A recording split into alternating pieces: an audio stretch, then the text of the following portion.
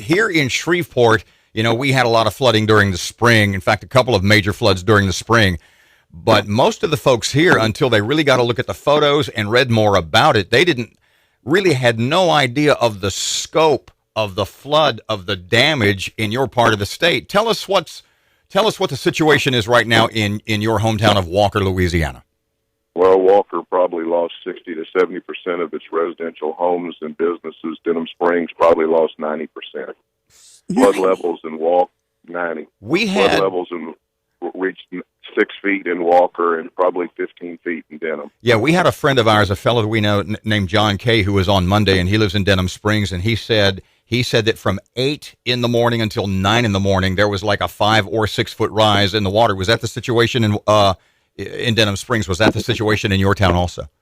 It actually hit us later, and the reason it hit us later is because as the Amite River crested, where it historically flows over the interstate, DOTD had erected a 4 to 6 foot high concrete barrier 15 miles long that diverted the water that would flow over the interstate directly to Walker and directly east to Baton Rouge. That's going to be my question. You are saying that a great deal, if not all, you can clarify, of the flood damage in your town of Walker, Louisiana was, to put it bluntly, man-made. What are you going to explain what you mean and what you plan to do about it? Probably 99% of the flood, because in 1983, which is the comparable crest of the Amite River at about 41.5, houses that were built in 79 got 0 water. This year, they got 6 feet. It's no coincidence that the 6 feet is basically the height of the raised interstate and the raised concrete barrier. Mayor, that wall doesn't have seep holes in it? Seawalls? We would have no reason seep for holes. seawalls. I mean seep holes in the bottom of it. Little holes. Oh, no, there are no seep holes, and even seep holes would not allow. That only allows for runoff to go from one side of the interstate to the other.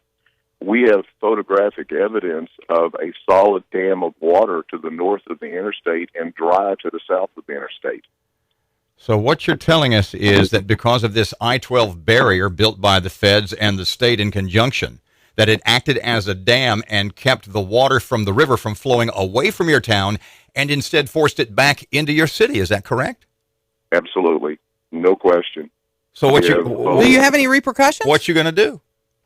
Well, we have no options other than to file suit for both our citizens and for the city to try to get federal response and relief on it, and also to have that barrier modified and removed. And you know as well as I do that DOTD and the federal government are very slow to admit mistakes. Me asking for it to happen would never happen. It's going to require a lawsuit. Mayor Rick Ramsey, the town of Walker, did you give them a warning or a heads up while they were doing this? I'm understanding that somebody raised their hand while they were doing it. I wish I could tell you I did, but I'm not an engineer and I'm not a psychic and I'm not smart enough to see that. So, no, I did contact them after the flooding began and told them that I thought that the barrier was causing part of the problem and would like to have someone contact me and let's discuss this and get to it. I never heard from them until yesterday. And you personally have your whole bottom floor of your home is underwater, correct? 6 feet, yes. Oh. And it's never flooded. And it was built prior to 83, and it's been through every hurricane and every flood event that's ever happened here. How frustrated are you, Rick? Well, I'm frustrated because DOTD and the federal government, they're supposed to be protecting us. They're not the ones that are supposed to be causing the flooding. I have people and houses that were built 2 feet above base flood elevation, which means they were actually built 6 foot above grade, and they still got 3 feet of water in their homes. These are $250,000, $350,000 homes. Not to go.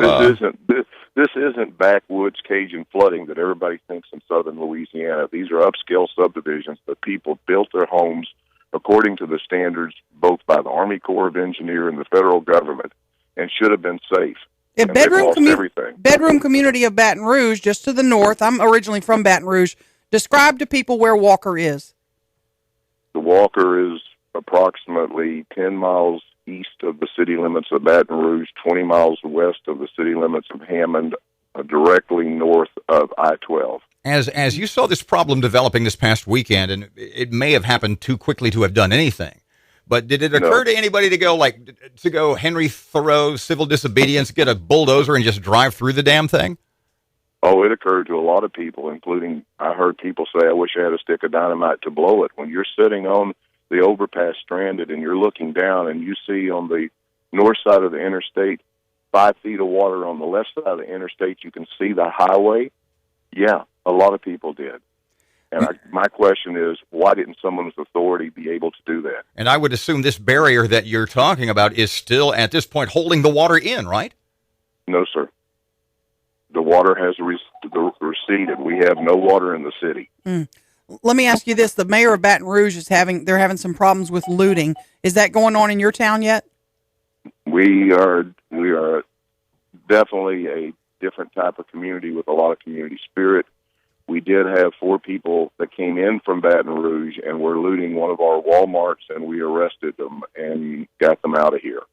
Other than that, it's been all community spirit, all pitching in, everybody helping each other. People are already back at their homes, stripping them out, rebuilding. Church groups are helping. We had 25 shelters open with over 9,000 people in them, and they were fed by locals, not by federal, not by state. The locals came in and fed and provided water and clothing for them.